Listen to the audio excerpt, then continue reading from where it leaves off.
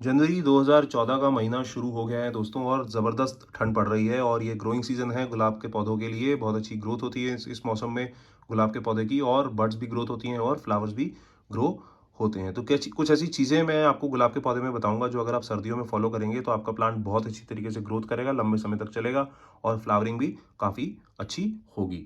तो चलिए शुरू करते हैं फ्रेंड्स। मेरा नाम अक्षय है और मैं सब लोग का राइट गार्डनिंग यूट्यूब चैनल में स्वागत करता हूँ। देखिए, सबसे पहले जो चीज़ें मैं आपको बताऊंगा वो बहुत ही इंपॉर्टेंट है लेकिन बहुत ही बेसिक है। गुलाब के पौधे में आप कुछ भी ओवर ज़रूरत से ज़्यादा मत कर दीजिए अपने गुलाब के पौधे में। बेसिक केयर दीजिए इसको, जो बेसिक रिक्वायरमेंट है, और आपका पौधा आप देखते ही देखते बहुत बढ़िया ग्रोथ करेगा। तो सबसे पहली चीज़ हम ये बात करेंगे कि मिट्टी इसकी कैसी होनी चाहिए। देखिए, गुलाब का पौधा एक फ्लावरिंग प्लांट है तो इसमें एक पर्टिकुलर रेशियो में फॉलो करता हूँ पॉटिंग मिक्स का, वो मैं आपको बता देता हूँ। इसमें आप 30% गार्डन सॉइल ले लीजिए, 30% कोई भी ऑर्गेनिक मेन्योर, वर्मिंग कंपोस्ट या गाय के गोबर की खाद ले लीजिए, या 30% दोनों मिक्स कर लीजिए। मतलब 15% गाय के गोबर की खाद और 15% वर्मिंग कंपोस्ट, इसको मिक्स कर लीजिए। 30% आप इसमें सैंड ले लीजिए, सैंड की जगह कोकोपीट भी यूज़ कर सकते हैं, और बाकी जो 10% बचा उसमें आप बोन मील और नीम खली मिला के डाल सकते हैं। तो ये एक परफेक्ट पॉटिंग मिक्स है जो गुलाब के पौधे के लिए बहुत बढ़िया माना जाता है, और मुझे अभी तक काफ़ी अच्छे रिजल्ट्स इसमें देखने को मिल रहे हैं। ये अच्छे से पॉटिंग मिक्स तैयार करके आप अपने मनचाहे गमले में ग्रो कर सकते हैं। ये वाला जो प्लांट है ये बटन रोज का प्लांट है, छोटा पौधा है, तो इसके लिए तो 8 इंची गमला सही रहता है। आप अगर दूसरे देसी गुलाब या हाइब्रिड गुलाब लगाने की कोशिश कर रहे हैं तो 10 इंची का गमला जो है वो बिल्कुल परफेक्ट रहेगा आपके गुलाब के पौधे के लिए। इसको लगाइए अच्छे से पॉटिंग मिक्स में गुलाब के पौधे को, और इसको ऐसी लोकेशन पे रखिए जहाँ पे 6 से 8 घंटे की डायरेक्ट धूप आपके गुलाब के पौधे को मिले। गुलाब का पौधा एक हैवी रिक्वायरमेंट वाला प्लांट है, इसमें जो लाइट की रिक्वायरमेंट है फ्लावरिंग और ग्रोथ के लिए काफ़ी ज़्यादा रहती है।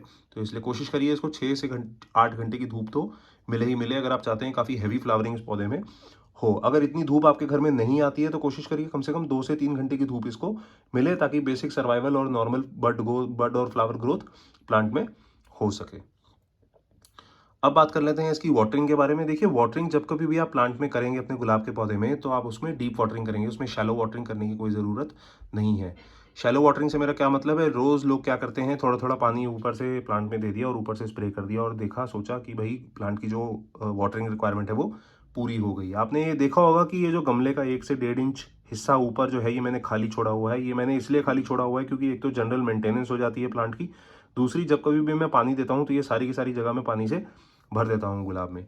इससे होता क्या है कि आप एक बार ही पानी देते हैं और वो पानी धीरे धीरे जो मिट्टी है वो एब्जॉर्ब करके मॉइस्चर नीचे तक अवेलेबल कर देती है। तो इससे प्लांट को एक इंडिकेशन जाता है कि नीचे तक मॉइस्चर अवेलेबल है, तो क्यों ना अपनी रूट्स वहां तक ग्रो करके उस मॉइस्चर को एब्जॉर्ब कर लिया जाए। तो इस डीप वाटरिंग के प्रोसेस में क्या फायदा होता है कि आप एक तो अंडर वाटरिंग और ओवर वाटरिंग की जो स्ट्रेस है वो प्लांट को बचा लेते हैं उससे, और जो रूट बॉल होता है प्लांट का जब इतनी डीप तक ग्रो हो जाता है तो काफ़ी मैच्योर हो जाता है प्लांट, काफ़ी हेल्दी हो जाता है, और स्ट्रेसेस से लड़ने की जो ताकत है, ओवरऑल सेल स्ट्रक्चर जो है प्लांट का वो इम्प्रूव हो जाता है। तो डीप वाटरिंग करिए जब कभी भी आप प्लांट में वाटरिंग करेंगे। शैलो वाटरिंग डेली डेली की ज़रूरत इसमें नहीं है। बाकी आपका गुलाब का पौधा आप किस लोकेशन पे ग्रो कर रहे हैं डिपेंड करता है, और उसके हिसाब से ही आप अपना वाटरिंग शेड्यूल बनाएं। एक और टिप मैं आपको बताता हूँ, उसमें क्या है कि आपने इसमें रेगुलर फर्टिलाइजेशन देना है। इसमें कोई भी वेल बैलेंस्ड फर्टिलाइजर आप दे सकते हैं हर 15 से 20 दिन में, जैसे कि एनपीके 19-19-19 या एनपीके 20-20-20 रेशो वाला आप फर्टिलाइजर दे सकते हैं। लिक्विड खाद है, 1 चम्मच 1 लीटर पानी में मिलाएं, हर 15 से 20 दिन में डाल सकते हैं। इसके अलावा आप डीएपी के दाने भी डाल सकते हैं। आप देख सकते हैं मैंने डीएपी के दाने यहाँ पे डाले हुए हैं, ये देखेंगे आपको डीएपी के दाने ज़्यादा नहीं डालने, 5 से 10 दाने ही आप डीएपी के डालें, इसमें सही रहेगा प्लांट और अच्छी फ्लावरिंग और अच्छी ग्रोथ करेगा।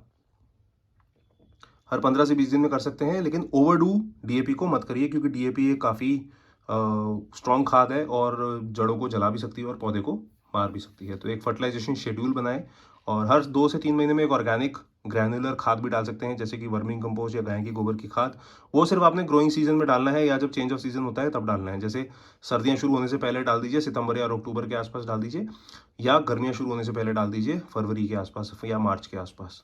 ये वाले जो गुलाब के पौधे आजकल नर्सरियों में मिल रहे हैं ये 12 मासी हैं, ये 12 महीने चलने वाले और गुलाब के फूल देने वाले पौधे हैं।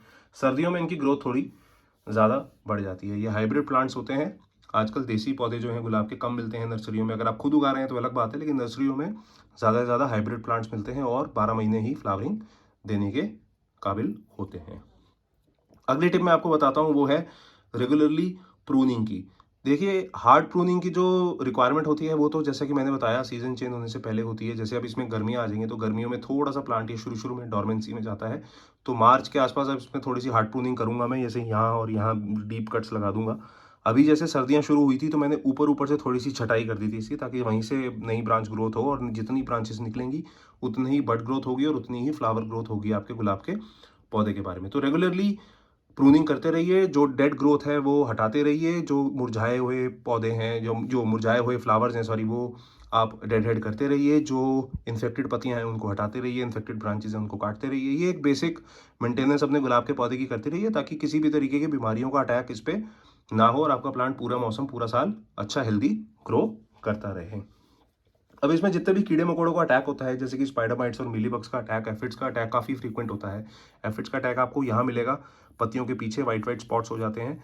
तो इन सबको दूर करने के लिए नीम ऑयल कॉन्सन्ट्रेट का स्प्रे आता है, वो आप हर 15 से 20 दिन में स्प्रे कर सकते हैं अपने गुलाब के पौधे में, और उससे प्लांट आपका हेल्दी रहेगा। जो बॉटल है वो आसानी से नर्सरी में और ऑनलाइन भी मिल जाती है, तो आप जो उसपे इंस्ट्रक्शंस लिखे होते हैं उसके हिसाब से यूज़ कर सकते हैं। वैसे उसमें ये एक कोल्ड कंप्रेस्ड खाद की तरह आता है। 1 ml 1 लीटर पानी में अच्छे से डाइल्यूट करिए और हर 15 से 20 दिन में आप इस पे स्प्रे प्लांट में कर दीजिए। काफ़ी अच्छी तरीके से चलेगा आपका प्लांट, और कंप्लीटली ऑर्गेनिक है।